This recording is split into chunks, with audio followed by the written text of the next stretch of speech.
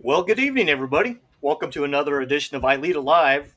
It's May already. What is this? 2 months after the ILEETA conference, and I'm still stuck in the lobby here, waiting for next year. Wait.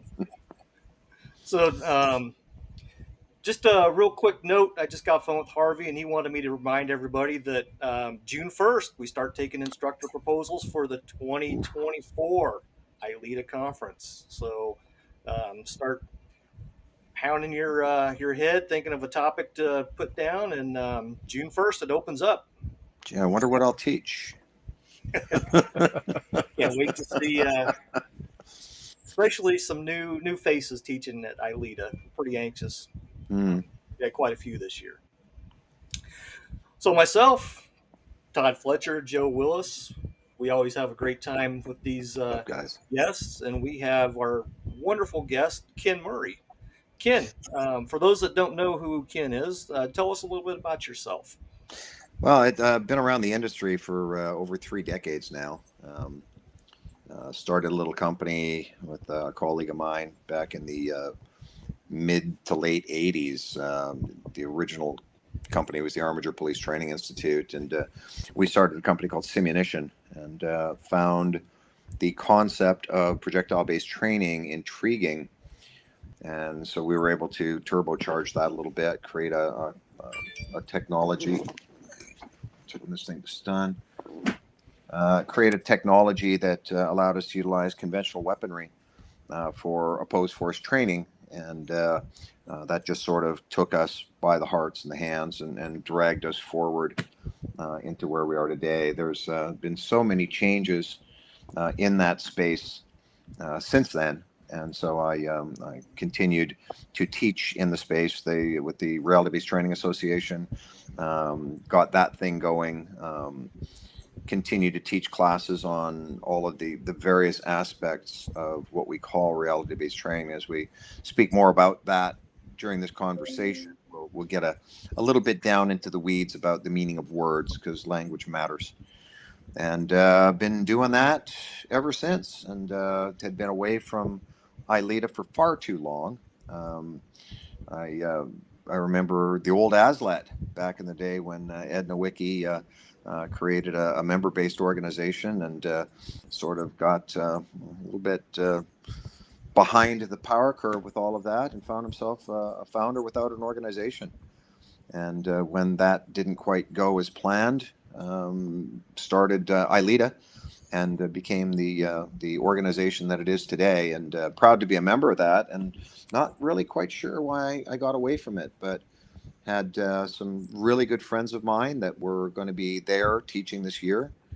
And Harvey and the ILEETA family were so kind to me to be able to carve out a little bit of space to spread a little bit of the existing and past word about all of this. So very thankful to the organization, and I don't think other than illness, I'll miss another one until the end of time. It's a great organization, and proud to be here. Thanks for the invite. Well, we surely missed you the last several years. I think last time I saw you was Chicago, I believe, and I don't remember Wheeling probably. Yeah, So been a we're glad while. it's been a while. We're glad to have you back. Well, thanks. So talk to us about Simulations. Where did that start? How did that come about? It was the Great Canadian Adventure Game. I was living in Ottawa at the time, and one of my dearest friends, a police officer up in Canada, did interesting story behind him. He was involved in one of the most notorious shootouts in Canadian police history. He engaged a couple of bank robbers from Montreal in a small little bedroom community called Bayshore, Ontario, just a little suburb of Ottawa, Ontario. Him and his partner got into a gunfight with some people that had come down from Montreal to murder some Brinks guards and make off with the loot. And Robin and Ralph, my buddy's name Ralph, got into a tussle with these guys. Robin is quadriplegic today, got shot in the back of the head by one of these banditos. And Ralph got into a gunfight with a couple of the other ones, shot and killed one of them, had revolvers at the time. And back in the day, the The concept of speed loaders was far too aggressive for the organization. They thought, this is too aggressive. We don't want to have anything to do with this. But that was back in the day when the RCMP had upside down, backwards holsters, and the concept of police having guns was really reprehensible to a lot of police administrators, and made it really, really hard for them to do anything with them. And Ralph ran his revolver dry, and had been shot in the face, and took out some of his teeth, and was laying down his patrol car calling for help. He couldn't get to his shotgun. They were locked in a cage in the trunk, as all shotguns ought not be. And this guy stood over top of him, and just started shooting him. Bam, bam, bam, bam. Ralph had been to a street survival seminar, and from that teaching, he learned to get his legs up in front of his body mass, and was able to protect his head. And the guy's semi-automatic pistol failed, and it malfunctioned, and the guy blew the smoke off it, twirled it like a cowboy, and laid it on Ralph's chest, and just slowly meandered off hopped into a car and drove away. And so Ralph, interesting guy. And so Ralph came back with a vengeance, ended up winning toughest cop alive the following year, a grueling physical competition. Nobody was going to keep him down, although it didn't do much for his ability to draw any sort of disability pay. So, how do you do that when you get shot up and then you go win a competition like that? And so Ralph put together something called the Great Canadian Adventure Weekend, and took us all out to his cabin, or his farm, really, out in Quebec, Canada, and was the first time I ever played paintball. And I thought, that's fun. I really want to do that. I had some land and thought I would buy some guns. How hard could it be, right? And I flipped open the yellow pages that existed at the time, and sure enough, right there, the yellow pages under paintball was where you could buy these guns. And I called up the guy in the phone book, and I said, I want to buy some guns. He said, well, you can't buy any guns. You got to franchise a field. I said, oh, no, you don't.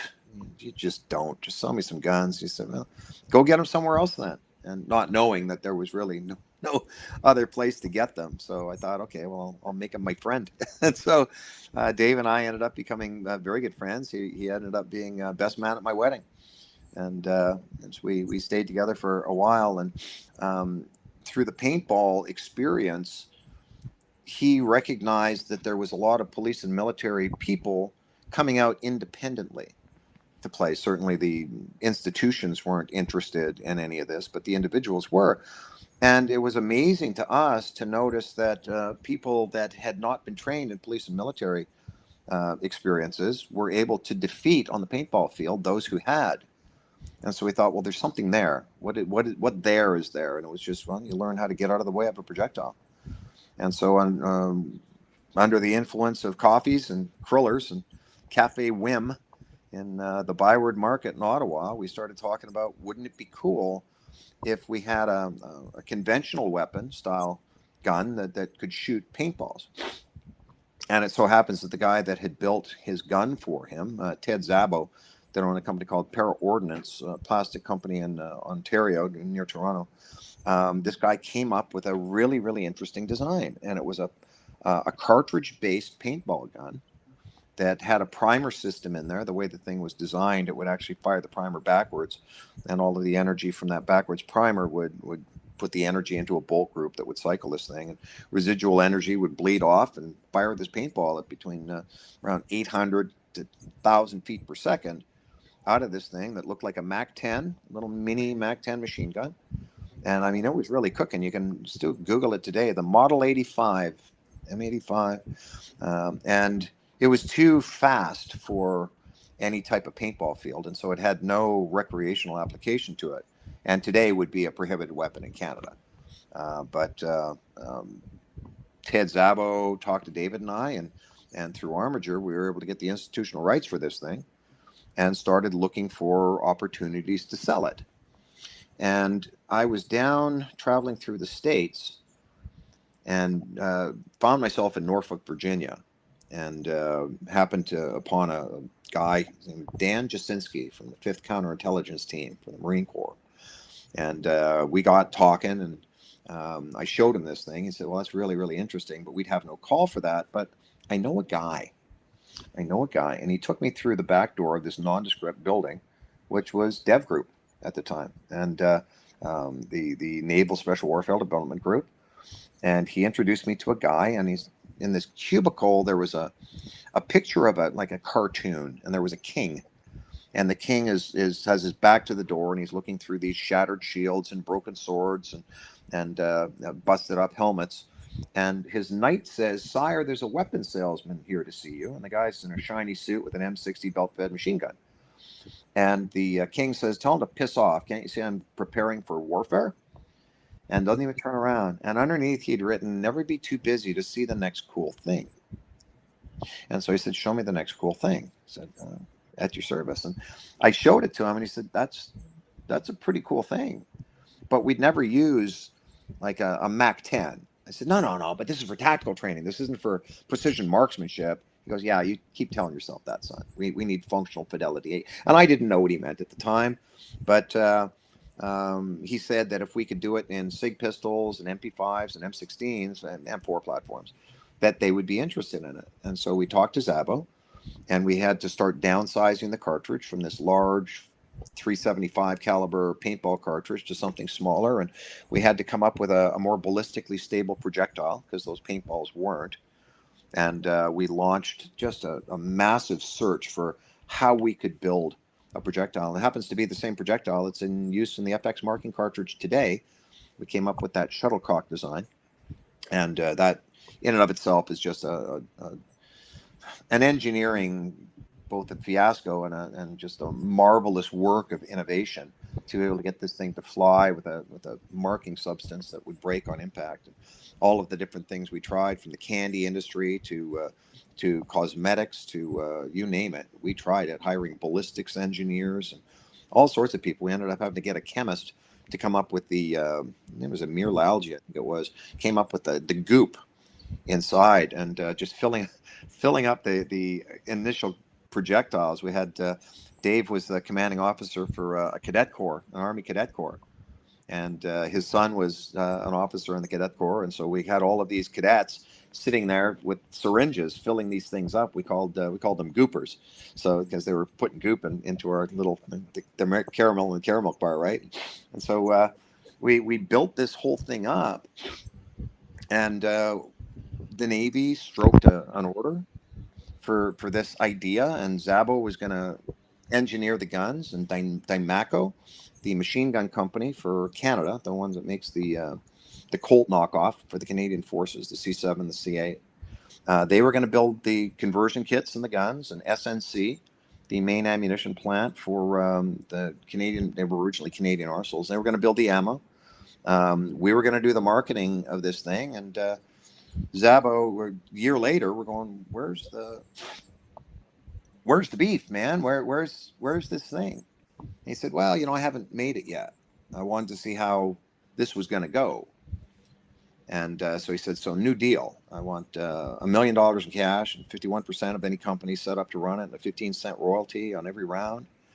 And it just stopped us in our tracks. It just ended the whole thing. And despite the fact we now have a government contract and government support, the Canadian Department of Defense Programs Bureau, and the two biggest defense contracting names in the industry in Canada, I mean, we were ready to go.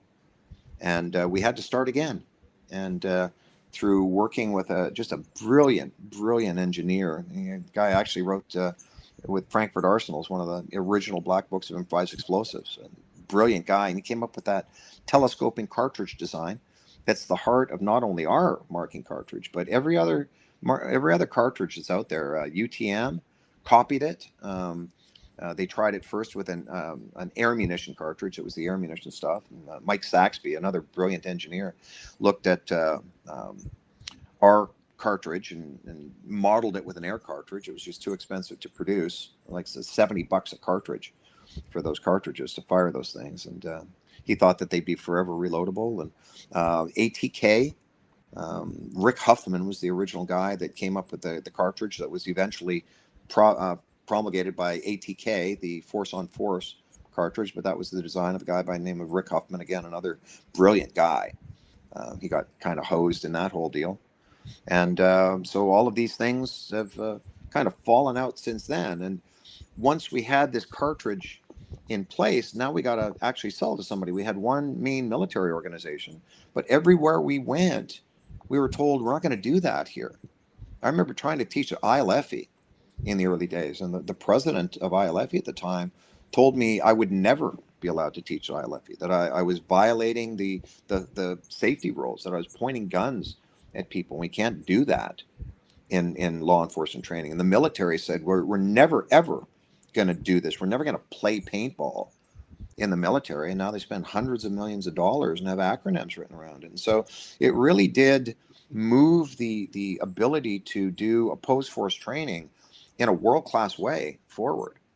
And so seeing that the technology was taking hold, there was no book I could read, no course I could take. My history with all of this was from paintball. That was essentially an elimination technology. The only close thing like it was the Miles system in the military, where you get shot by a laser beam and shuts off your vest and your gun stops working and goes beep, beep, beep, and off you go. So there's attrition technology on the battlefield where it's just a bunch of people against a bunch of people and whittle it down until you decide to stop the game. But it taught you nothing about individual ability of winning gunfights.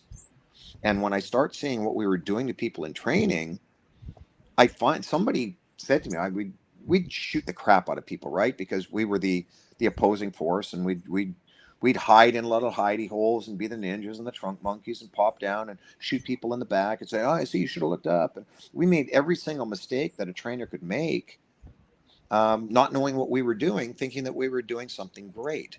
But all we were doing was preparing people for failure, you see. And through the years, I started really questioning the psychological underpinnings of all of this. And so, first of all, I had to write courseware to start teaching people how to use the technology.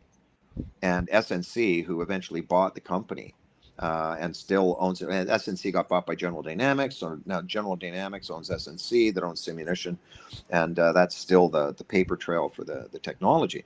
But originally, they didn't want anything to do with courseware. They thought, if we tell people what to do with our stuff, then they can sue us if they do those things. And I said, you're going to get sued anyway if you don't tell them what to do with it. Because I'm telling you right now, they're out there doing stupid stuff with it. I know, because I'm one of them, right? And so I had to change my evil ways and really take a different look at what we were doing to people in training. And that's a very deliberate phrase. And so if you think of the computer model of hardware, software, and operating system, we had the best hardware in the world, but there was no software or operating system. So I had to write the software on to make the hardware work, right? But then what I realized is that we were in the operating system business. We were brain scientists messing around inside the experiential minds of other human beings with rusty instruments and zero formal training. That we were having an effect on people's future performance. And if we were not preparing people for success, then we were programming them for failure. And how dare we? And so I became what I like to call an accidental psychologist, right? I had to really get involved in how the brains were processing these things. And I became a hypnotist years and years ago and was studying neurolinguistic programming and all of the stuff that we're using to influence the conscious and the unconscious mind. And so I'm there today still trying to proffer the message. Number one, that the safety message is necessary in order to use any technology safely. I don't care if you're using video machines or if you're using conventional munitions or if you're using marking cartridges or laser beams or rubber guns or just the theater of the mind being one of the most powerful places that you can change future and past behavior. And so I dedicated my life to that, and here I am today just trying to reboot and get a larger megaphone, because when I start seeing, as we pointed out at the beginning, just prior to going on air, the number of dead guys at the back of Training at the Speed of Life, which is just unacceptable. One is too many, but the fact that over and over and over again, still 2 deaths a year in simulation training, and way more injured, and even those, if that was it, then it's a numerical thing, right? It's a high risk endeavor, and there's going to be problems in any high risk endeavor. I think it was not Conrad Lorenz, Gonzalez, Lawrence Gonzalez, who wrote Deep Survival: Who Lives, Who Dies, and Why. And he said that in any high risk endeavor, if you're going to have airplanes, there's going to be airplane crashes. You're going to have mountain climbing, people are going to fall off the mountain. You're going to have surfing, people are going to drown. Said it's a natural part of any high risk endeavor. But the thing is that really troubled me. And I thought, well, but I'm going for zero casualty. Said, well, catastrophes must happen as the nature of high risk systems. They don't have to happen to you and me. And so I've set myself on a pathway of trying to educate everybody that I can, starting with the language that they use, all the way up to the processes and procedures that we use in order to really take back the terrain of optimizing human performance. So I'm Ken Murray. Hi.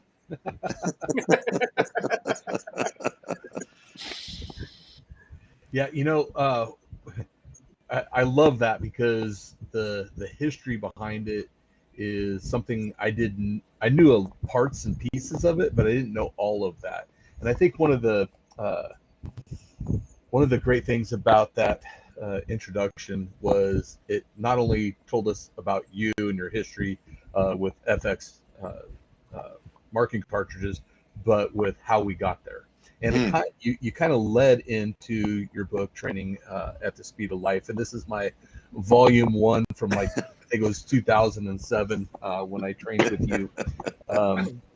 But one of the great things about that book, and if you're a trainer and you haven't read that book, you're doing yourself and your students a disservice. I'll just put that out there. Thank you. But one of the great thing about that book is it gives you the protocols. It gives you forms. It gives you ways to set up your scenarios with your role players, with your safety officers, with your safety zones, your perimeter zones, and everything else. And then the end of the book tells you why.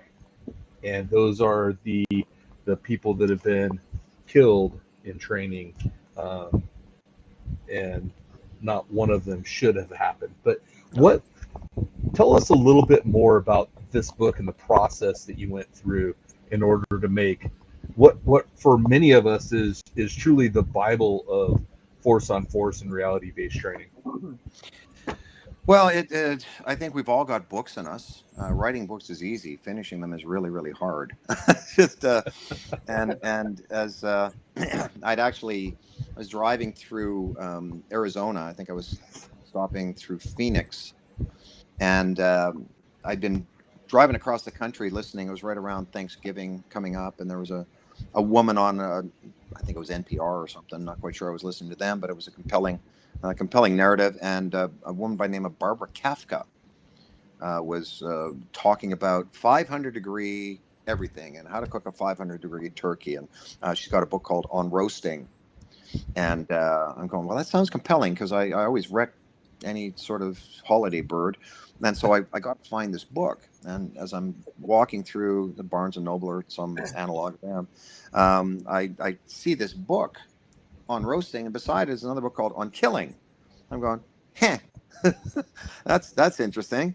I better pick that up also. And I see this, dog-faced pony soldier kind of on the cover of this thing, just sunken eyes and just this really compelling tale by Lieutenant Colonel Grossman. And I read it. I couldn't put it down.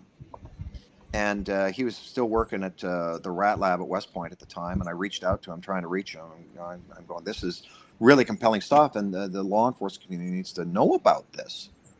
And wasn't able to reach him, but I showed it to some folks at Orlando PD, where Frank Repass was one of the vice presidents, great guy, Silver Fox. He's a really wonderful man. And he was a vice president of ILEETA. And so I gave it to him and a couple of other guys, and they started reading it. This is really good.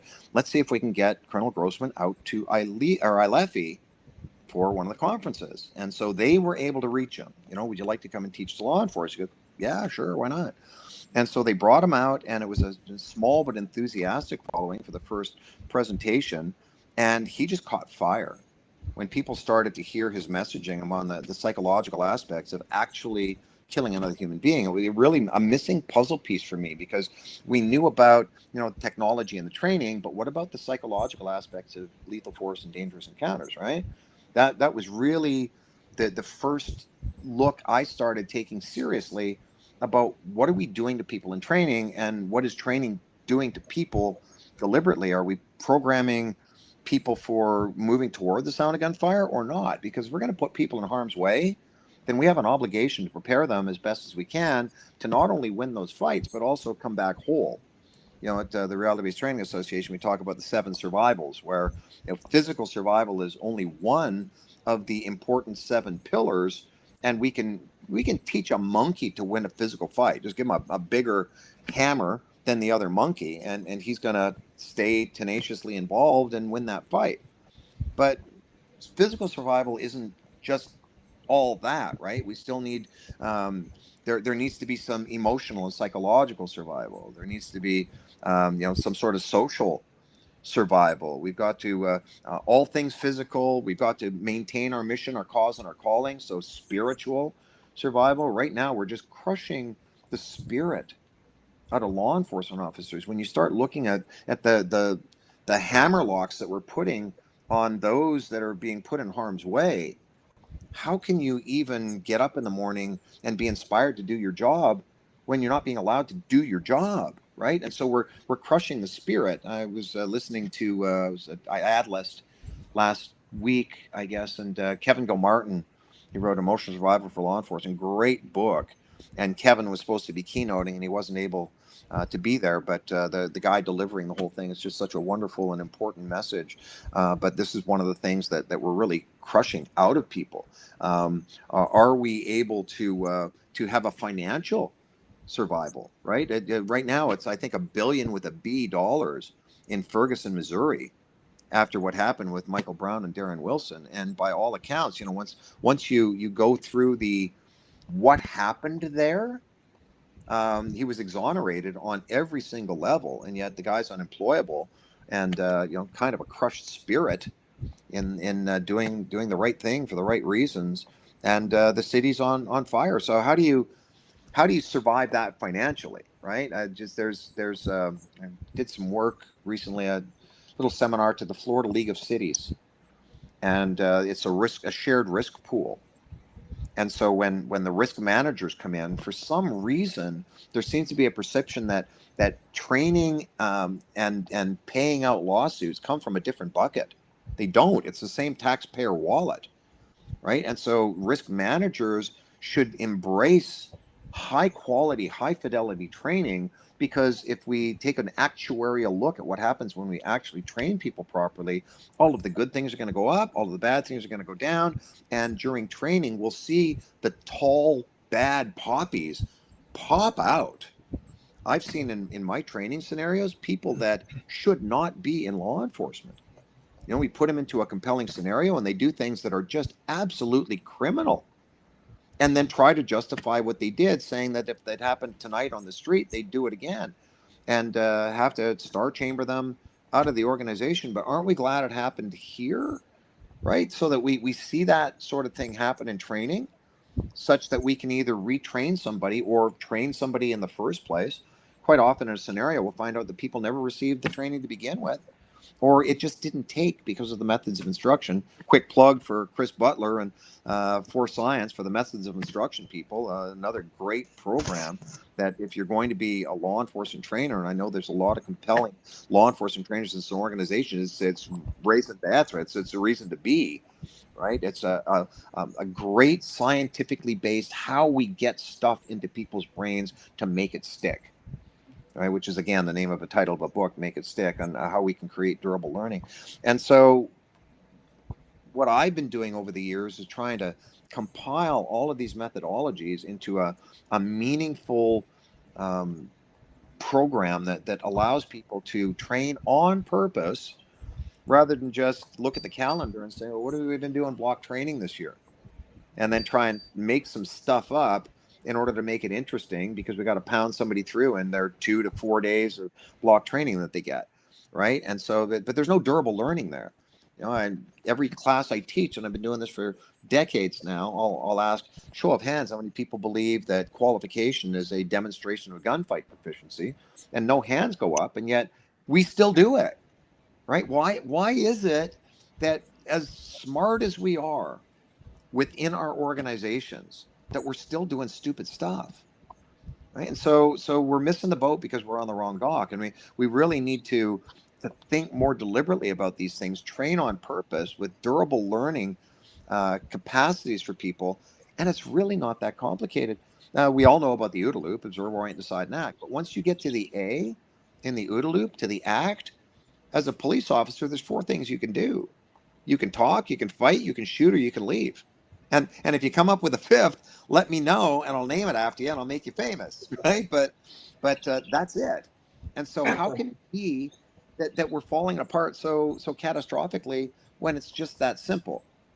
And it's because we're not training on purpose, and we're not creating durable learning, and we're not training to an end state. Now, every tool that we have, whether it's tung fu, gun fu, or kung fu, right? The stuff's going to work, not work, kind of work, or then work, then be overcome. And so we need to have very well-trained role players that are nothing more than high-quality stimulus machines that are going to draw out performance-based activities that we should have taught somebody in the first place, and then see whether or not they know what they're supposed to do.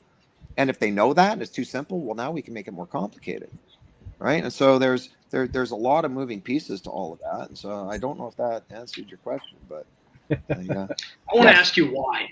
So there's a few different thoughts going through my mind. You said so much there to unpack. It's going to take a minute, but we do the same thing over and over again. We know that, like you said, raise of hands, where you at on this? Mm-hmm. Your opinion. Why are we still doing it? A couple of reasons for that. My whole thing is we're missing the boat because we're on the wrong dock, and change is hard, right? We change one of 3 ways, just one of 3: evolution, psychotherapy, and emotionally significant events. That's it, right? Evolutionarily means we change over time, but that doesn't necessarily mean good change over time. It just means change over time. And because there's such a lot to get done, if we try to make big changes, we get resisted. That's just the nature of the system. It's a homeostatic system, which think of that as terms of the thermometer on your wall. The thermometer on your wall doesn't care less about your comfort. It could care less. It cares about set point, right? And so if we try to turn the temperature up too high or too low, someone's going to complain about the temperature, right? Hey, don't touch the thermostat. In fact, they'll build a box around it and lock you out, right? And so anytime we start to try to make these changes, if we want to make meaningful change, we need to pick a direction, know what the end state is, therapeutically as well. If I'm going to be doing some therapeutic work with somebody, first thing I need is end state. Right? If we think of the Lewis Carroll Alice in Wonderland story, Alice is wandering down the road, comes to a fork in the road where she encounters the Cheshire Cat. And she asks, which direction should I go? And the cat says, well, it depends on where you want to end up. She said, well, it doesn't really matter where I end up. She said, well, it doesn't really matter which direction you go. And that's really a metaphor for what goes on in law enforcement. We think we know where we want to go, but we really don't. And so what happens is we start getting pilloried with the news story of the day. Law enforcement kills about 1,000 people a year. Well, those are the stats. We've been killing about 1,000 people a year for a number of years, right? And when you look at the stats on that, 95% of those killed by law enforcement gunfire are just, that guy should have got shot. When you look at all of the legal and the moral and the ethical and the pieces of why we actually deliver lethal force to another human being within the constraints that we have, 95% are just, that needs to happen. About 3% are, once you parse down far enough, you go, okay, I can see why that happened. And there might be 1 or 2% where you go, no, that never should have happened. We hold those people accountable. We either failed to train them or we didn't catch them doing the stuff that they said they were going to do. But when it comes to bad apples, and every society has them, right? And law enforcement is a society. Every society has them. We want them gone too. Get off my team, right?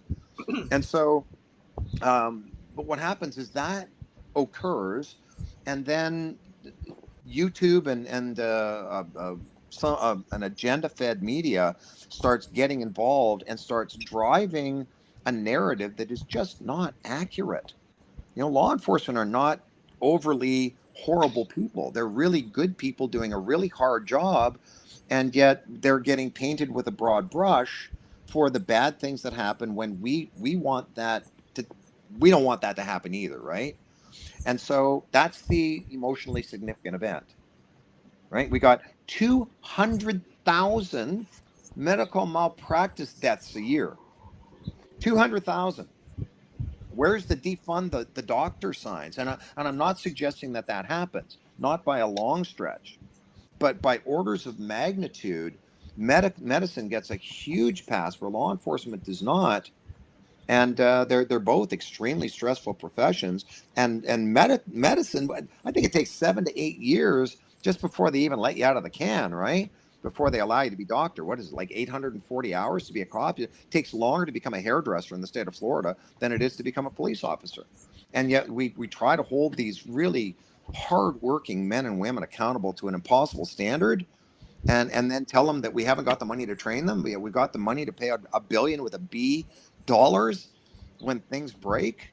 So I think that there's a lot of systemic issue, Joe, that we really need to address, and it requires courageous leadership and the ability to lobby more. Every single police department has a PIO, public information officer. Who's your publicist? Who's out there making deposits in the emotional bank account of the community when times are good? Where's the big blue table, right? How can we pull a lot of people in around this table and be making these emotional bank account deposits before things break? If we were to be able to bring the Critical Thinking Foundation in and do a town hall, if you would, and relitigate some of the Rodney King thing. Let's relitigate the Michael Brown, Darren Wilson thing. Let's relitigate Freddie Gray, right? Let's take a look at these things, and from a critical thinking perspective, let's ask what we want to happen there. If you were to, which is kind of what happens with the grand jury, right? They're going to be given some evidence, and they're going to have to figure out, but now they get to see all of the evidence. People that are jumping up and down with signs that say, "We want justice now," that's not justice. That's vengeance. Justice is a process, and it's time consuming, and we want justice also. But we're going to take the time for the process. What we don't have is the courageous leadership that in highly volatile situations, that the civic leaders are going to stand up and say, we are going to get to the bottom of all of this. And we will protect with gunfire your right to peacefully protest. But if you start burning stuff down and destroying the town, that's a whole nother level of law enforcement. And we don't want to go there. You ought not want to go there. And if they start busing people in from other parts of the country to burn your town down, that ought to be a special quality of felony. Again, so much wrapped into that. I hope everybody is like hanging on to this the same way I am. And I since 2007, I think was the first time I saw you speak, and we've just kind of had this. Like Todd said it best, right? That became my Bible. And where we were in 2004, where I remember buying an obscene amount of munitions. Like, in fact, our credit card holder got in a little bit of trouble for the amount I bought, right? It was end of year funds. And I thought that I was going to train with them the way I'd been training with blanks and miles with this war of attrition mindset, right? And I was actually allowed for a period of time to train like that until I really got into your book. And I started looking at, no, this is, and we're talking, 24-year-old, whatever I was back then, Willis, right? Like an entirely different mind.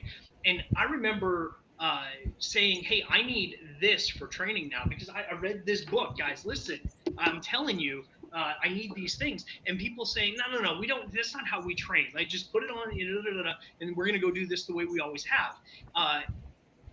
And then I got to the back of the book, right?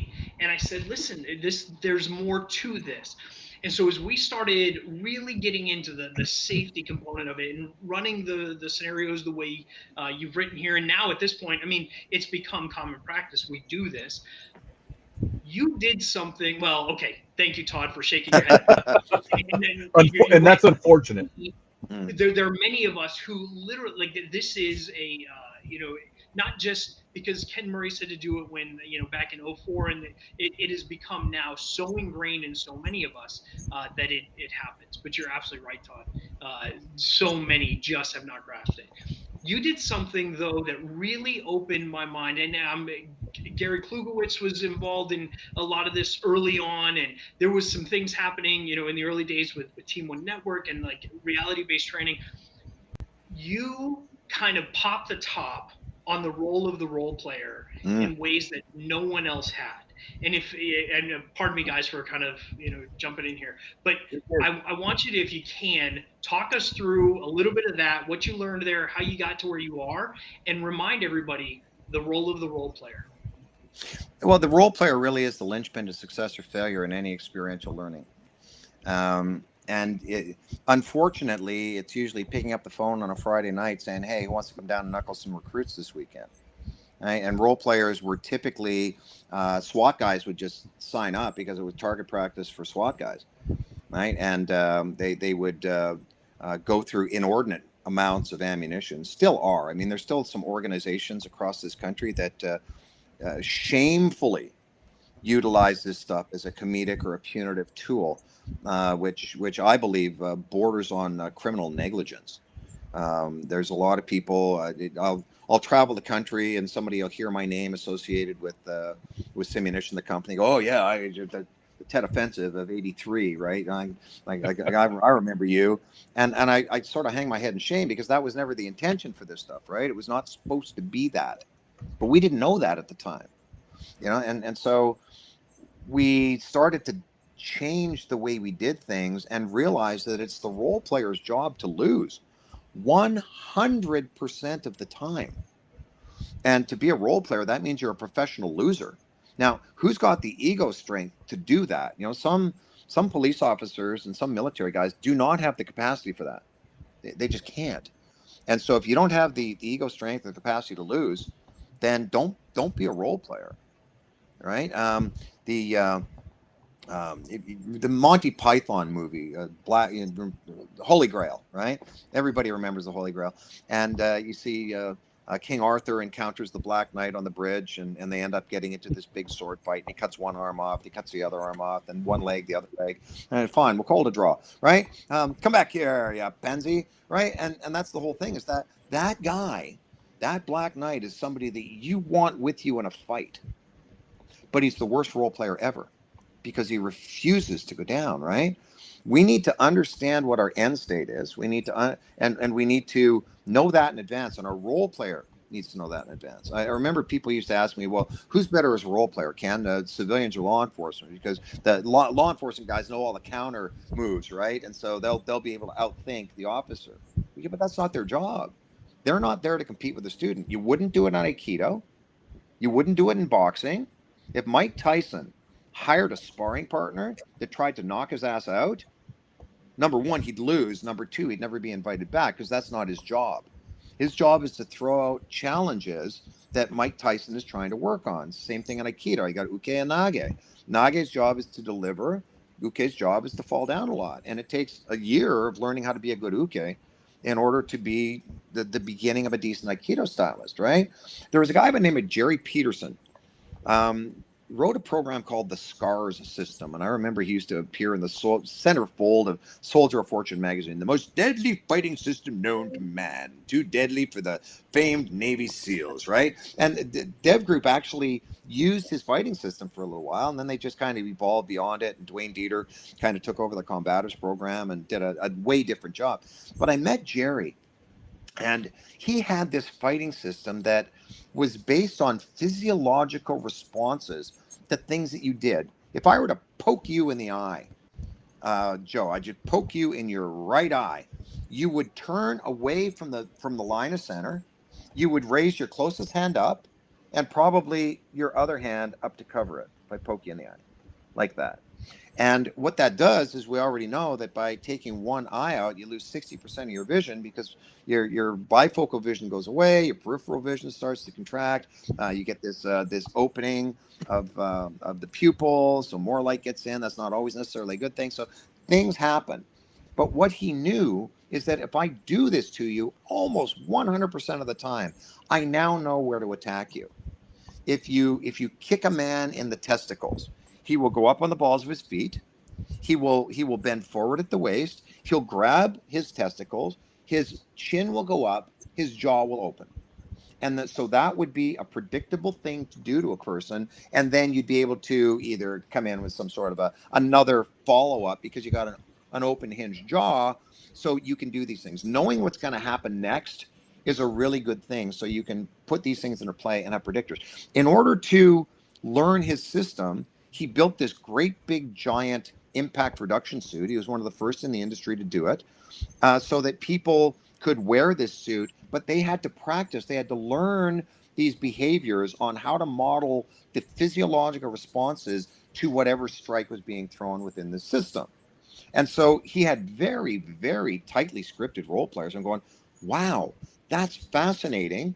And so now I need to expand that some and make sure that every single thing we're doing needs to be on purpose. And so, as we said a few minutes ago, if we're doing something with any of our tools, if we fire a taser at somebody, it's going to work, not work, kind of work, or work then be overcome.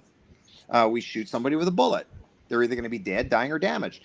How they respond to that state of being isn't up to us. I just watched a video today of this female officer dealing with a homeless guy somewhere, and he homeless veteran says he's not going to follow her instructions. Starts coming at her. She pulls out a pistol and she shoots him, and just shoots him right in the chest at the close range. She shoots him in the chest, and he keeps coming. She shoots him in the chest again.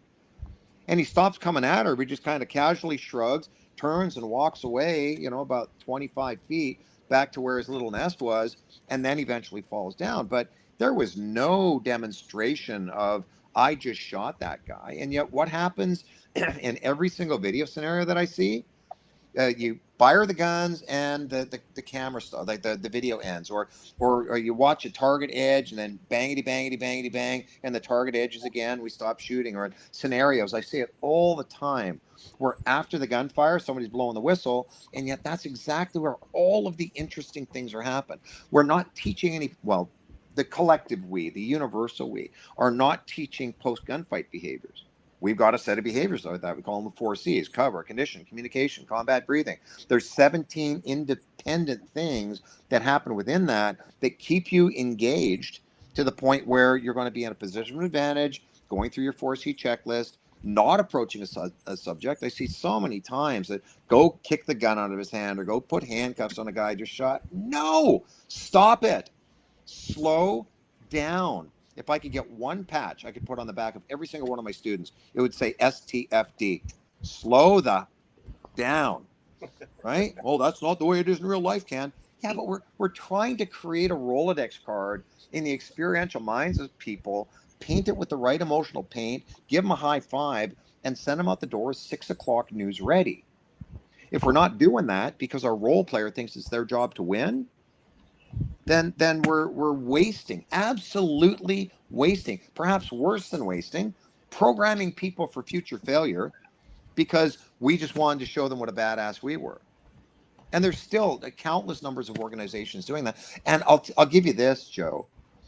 I've never met a trainer, as bad as some of them I've seen.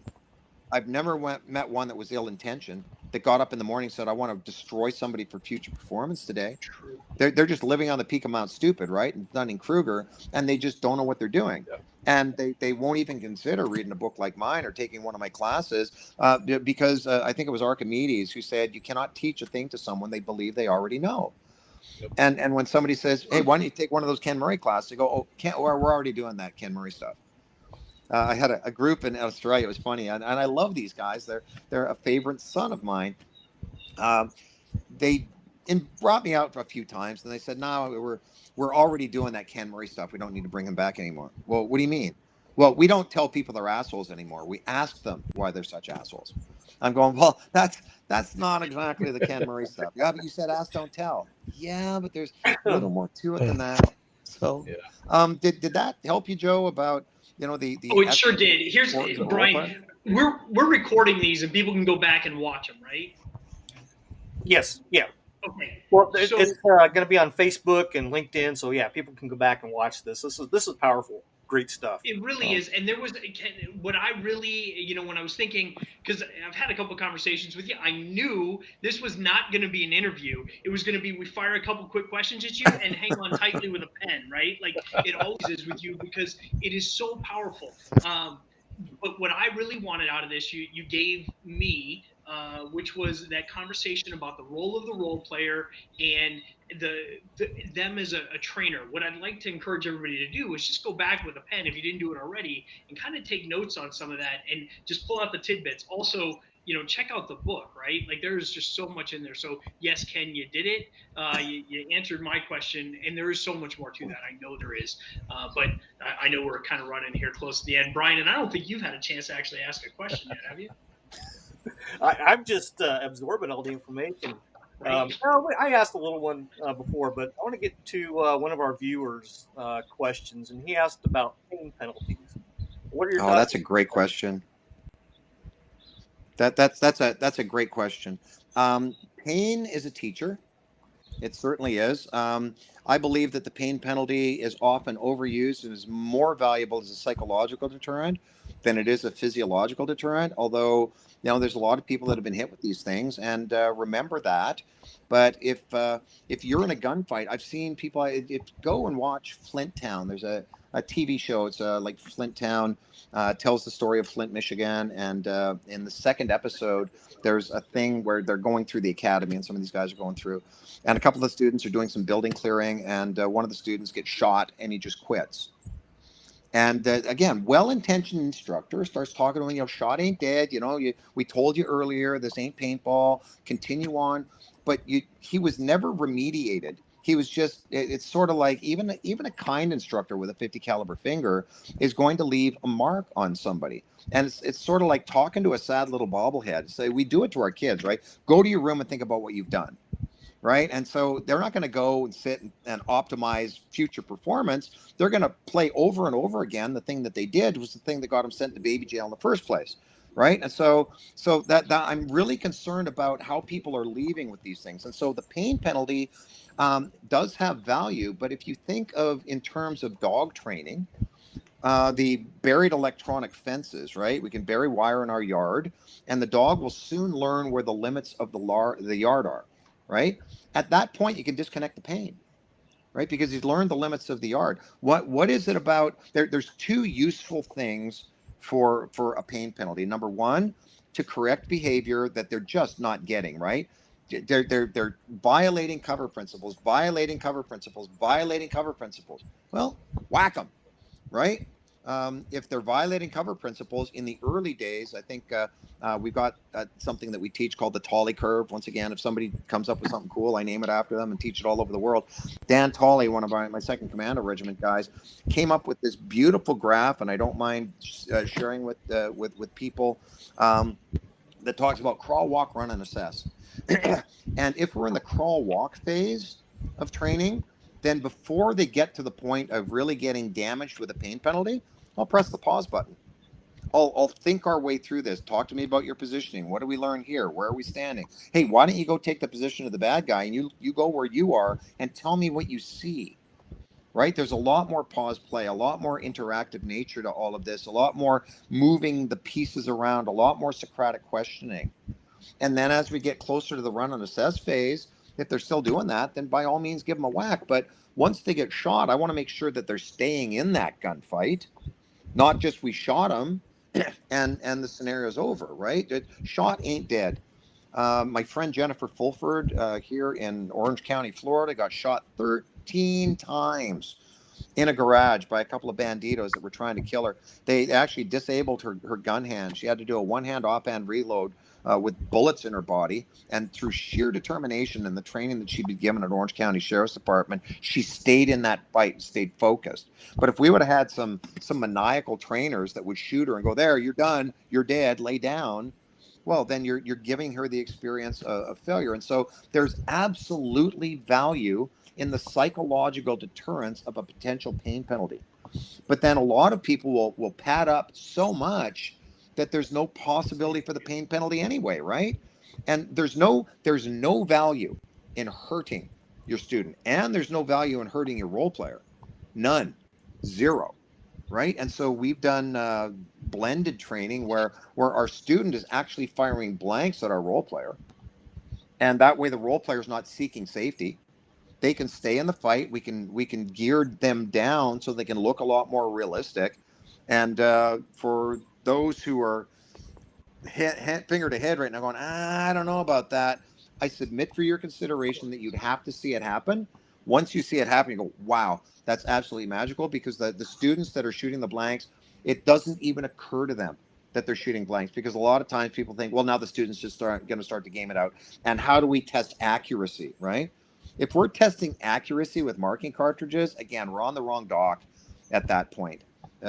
We can see some fall of fire, but these things don't mark that well anyway. And if you're utilizing a red mark on your role player as the value of decisive fire, we're measuring the wrong stuff, right? Just because they got little paint marks on them doesn't mean that they're out of the fight. You know, we know that if we shoot somebody with real bullets, they're dead, dying, or damaged. How they respond to that is not up to us. It's up to them, and we need to be in positions of advantage, shooting when they're still a credible threat and stopping when they're no longer a credible threat. And so the pain penalty, while has some limited value, we're actually finding a lot more value in blank training these days, with some of the blanks like Simunition makes a secure blank, and ATK and UTM make their blank versions of the round as well. But because now the role player isn't competing with you, that's where blanks fell down before. I got you first. I got you better. I got you sooner, right? There was this competition between players, and so yeah, there is value to the pain penalty. You need to know what it is, and you need to know how to utilize it efficiently and effectively, and that just requires a little bit more thought as to what goes into that. I hope that helped your observer. Absolutely. Got one more question from the Yep. viewers. So does everybody have a few more minutes? I know we usually wrap I up. got, I got, I could do this all night. I was laughing. Jeff Johnsgaard's staying with me these days, and so we got things going on. I said, "Yeah, I wonder if I'm going to have enough to talk about for an hour." He laughed at you, I'm sure. No problem. Yeah, What's your thoughts on virtual reality in training law enforcement? it's a tool, and I think it's a useful tool if it stays in its lane. Can't punch a hologram. Can't lean against cover that ain't really there. I was involved with something called the FRIX, Free Roam Immersive Combat Simulation System in Australia. And it was a system that they were just starting to look at, and you'd put the VR stuff on, and you'd be in a giant warehouse. And so they could move you into this training setting and fly you in anywhere. And the graphics on it were absolutely incredible. Now, of course, it was just a first article, and so it didn't really give you the iconic availability of you and your buddy. You know, you're seeing sort of an avatar of your buddy, but with some of the things that you're interacting with, if somebody gets injured, you can't do chest compressions on a hologram. You go and you see a wall that you need to take cover on. If you lose your footing, you fall right through the wall. Right? There's a lot of things here in Orlando. We've got the innovation center for a lot of the high-end simulator companies. And I see every year, I'll go to their annual conference and see some of the technology coming out. I remember that this one company had, it was like a giant hamster ball. You'd get in this thing and you got the VR goggles on, you start walking inside this giant hamster ball, and you start moving around on these ball bearings. And it's very well intentioned. They're spending lots and lots and lots of money on these things, but it really comes down to the software as to what these things are going to do, and the immersive nature of the technology. There needs to be functional fidelity, right? And so if your gun doesn't operate or fail to operate the same way yours does, then we're learning the rules of the simulator. I remember seeing some video simulators for car driving, and I got into one of these things, and I keep crashing into curbs and smashing off of stuff because there was latency in the system, and you're always trying to play catch up. So you had to learn the rules of the simulator in order to drive this pretend car well. So it didn't really teach me how to do the driving that I wanted to do with this thing. So it was more notional. So I believe that a virtual simulation, no matter how good it gets, if we stay in our lane for that and use it for the really, really valuable tool that it can be, understanding that there is absolutely no substitute for interaction between well-trained individuals, and I'm talking about like well-trained character actor role players, and delivering those winds of hate towards somebody. There's you can prime some people for that sort of thing, but what we got to make it live. We got to put people against people, I believe. No, Totally I'm, agree. I'm right there with you. Totally agree. Um, it's a tool. It's a tool. It's a tool, and they're all tools. Marking cartridges are a tool. Rubber guns are a tool. Theater of the mind is a tool. And if we utilize those in a blended fashion and follow the science, I hate using that phrase these days, right? Follow the science, because science has been hijacked in a lot of ways. But to actual follow the science of how people learn, and we're learning a bunch about that these days. And when we follow how people learn and design our training to teach people the way they learn, we know that block training is a failure. That it doesn't teach people in a deliberate and meaningful or durable way, and yet we still keep doing that because that's the time we have. You know, if I wanted to teach someone how to gunfight, I don't want to take them for a week of firearms training. There's no durable learning there. You'd never learn a martial art, a language, or a musical instrument that way. Why do we think that we can do that with one of the most important jobs in mankind? You know, the training of those who are going to put themselves in harm's way, so that we can have affable conversations like this without, ducking bullets on any given moment. Right. As a firearms instructor, I agree 100% with that statement. Thank you. So I think we'll wrap it up. We'll go around the horn. I'll ask a question, then Todd, and Joe, and then we'll Okay. give you the last word. But my question is, what advice do you have to the law enforcement instructors out there that are watching tonight? Ooh, do your absolute best to not allow them to make you a 2 or 3 year rotation. Take this seriously. Take it on as a vocation. Stay in place as long as you can. Leave. Go out. Get information from the field. Bring it back. Stay connected. But don't live in a silo. It's the law of entropy, man. You live in that one little gas bubble, and eventually it's going to shake itself apart. And so we need to go and bring new information in, which is the ILEETA conference is probably one of the finest conferences in the world that I've seen high quality training being delivered at the most affordable price ever. And so create it as a vocation. And if you can't, do it anyway, right? They're going to spin you around within your organization. Do it anyway. Take this on as a passion, as a lifestyle, and stay connected to it, and do as much as you can, changing the lives of people that you're allowed to. Awesome. Thank you. Thanks. Todd, you're up. So, are we going to see you at next year's ILEETA conference? And 100%. awesome. And what are you going to present? Gee, I don't know. Probably No, something more in the space. specifically. It'll be within the reality-based training space, but here's the thing: people get reality-based training wrong, right? Anytime you ask 100 people surveyed on Family Feud what this means, and they start giving you the answers.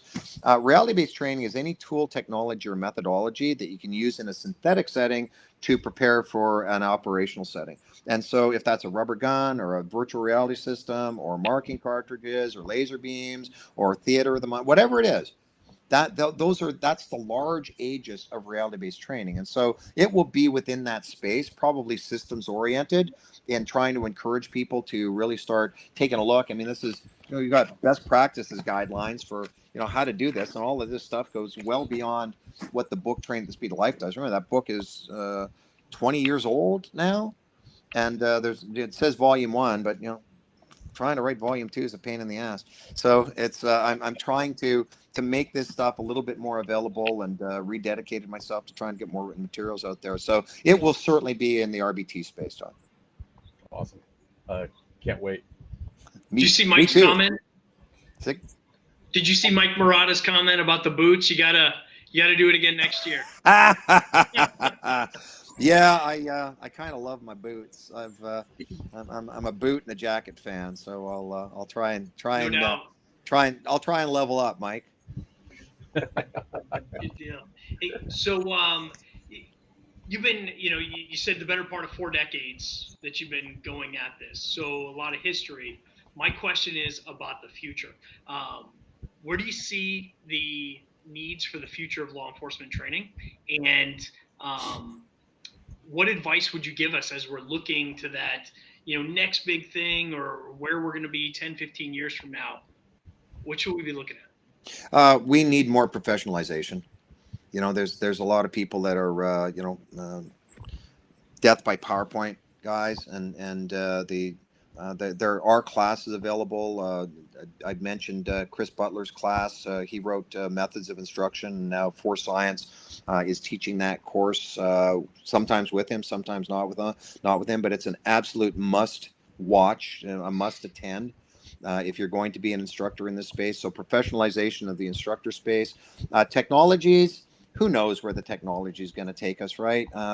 There's only so many things that you can do. Someday they might have if Elon Musk gets his way, he's going to have a port in the back of your head, and he'll be able to upload some kung fu to you. So I don't know where that goes, but I think that we need to be cautious about relying too heavily on technology, and really get back to the basics of what people are doing.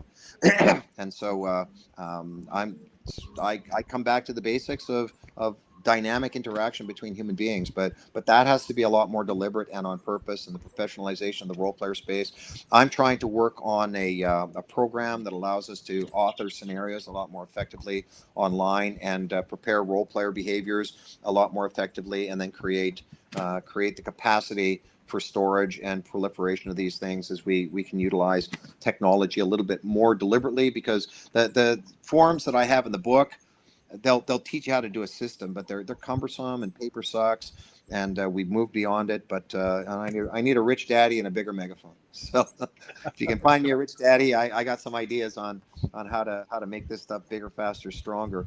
But I'm going to keep talking about this stuff until people tell me don't. And that's going to be real hard to do, because I'll shut you down. Well, keep on talking. We appreciate it. You got some valuable information that I think every high liability law enforcement instructor should be tapping into. And everybody, it was mentioned earlier, that book, Training at the Speed of Light, every instructor should have a copy of that, read it, highlight it, dog ear it, whatever you need to do.